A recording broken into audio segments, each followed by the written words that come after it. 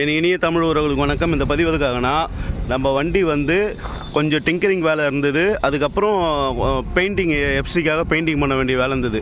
அதனால் நம்ம வந்து ஜெயம் பாடி ஒர்க்ஸ் தான் விட்டோம். இருங்காரக்கோட்டை கிட்ட பக்கத்தில் இருக்குது. பாடி கட்டினதும் அவங்கக்கிட்ட தான் கட்டினோம்.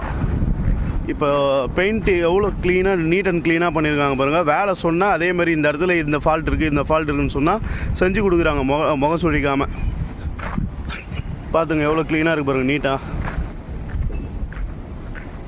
செம ஃபினிஷிங். ஆனால் பெயிண்டிங் நல்லா பண்ணியிருக்காங்க.